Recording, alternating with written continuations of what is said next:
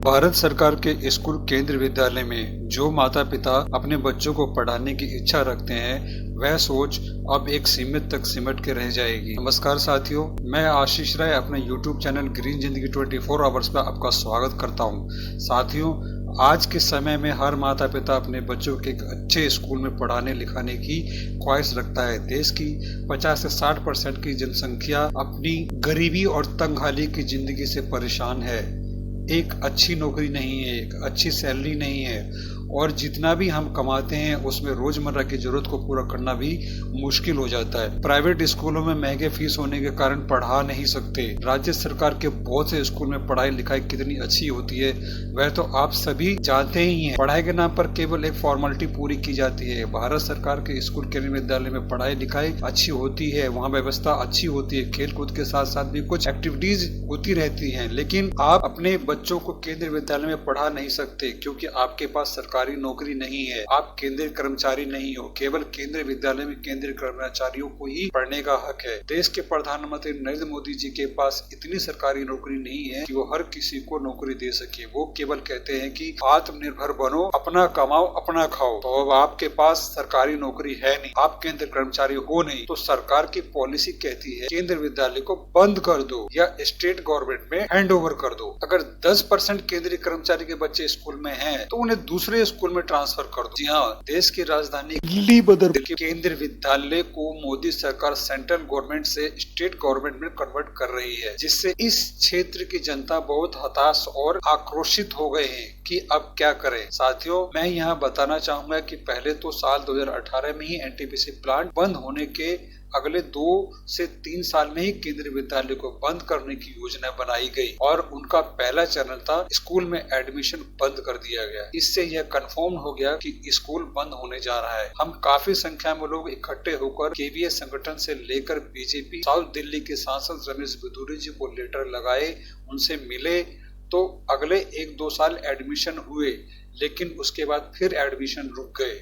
हम लोगों ने थक हार के दिल्ली हाई कोर्ट के वकील साहब श्री अशोक अग्रवाल जी से मार्च मध्य साल 2023 में संपर्क किया। हम लोगों ने स्कूल को बचाने के लिए प्रधानमंत्री कार्यालय, गृह मंत्री, एलजी साहब, एमपी साहब को लेटर, फोटो सब लगाए हुए थे। वकील साहब ने सभी डॉक्यूमेंट्स एकत्रित करके एक फाइल बनाकर कोर्ट में पिटीशन लगा दिया। 11 अप्रैल 2023 को पहले ही हियरिंग में कोर्ट ने केवीएस संगठन और एनटीपीसी को यह आदेश दिया कि आप स्कूल को बंद नहीं कर सकते।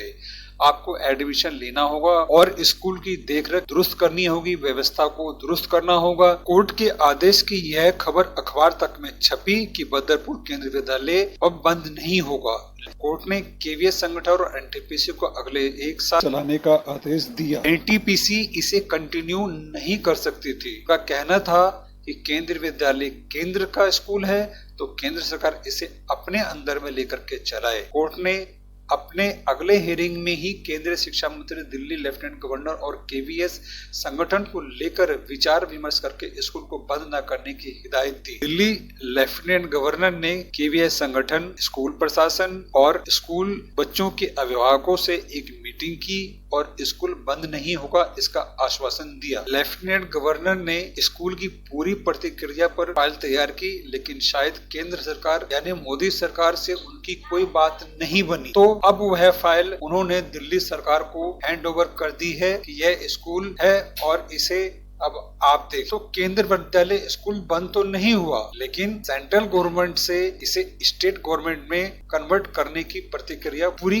की जा रही है। इससे क्षेत्र की जनता बहुत हताश और आक्रोश है और उन्हें सरकार का यह रवैया और केंद्रीय विद्यालय सेंट्रल गवर्नमेंट से स्टेट गवर्नमेंट में कन्वर्ट करने का फरमान मान्य नहीं है। बदरपुर एक बहुत बड़ा क्षेत्र है और इस क्षेत्र में एक केंद्रीय विद्यालय होना जरूरी हो जाता है। इस क्षेत्र में मोदी सरकार ने इको पार्क का निर्माण कराया है। इसी क्षेत्र में मोदी सरकार का आयुर्वेदिक हॉस्पिटल भी चल रहा है, जहां डेली 20 से 22 हजार लोग अपना इलाज करवाने आते हैं और 4 से 5 हजार की जनसंख्या में डॉक्टर और स्टाफ काम करते हैं। तो क्या इस क्षेत्र में एक केंद्रीय विद्यालय का होना अनिवार्य नहीं है? इस विषय पर आप लोगों की क्या राय है? अपनी प्रतिक्रिया दें और ज्यादा से ज्यादा इस वीडियो को शेयर करें, लाइक करें, सब्सक्राइब करें और कमेंट करें। तो मैं अगला वीडियो फिर आपके सामने लेकर के आऊंगा। स्कूल रहेगा या जाएगा, देखेंगे अगले वीडियो में। नमस्कार।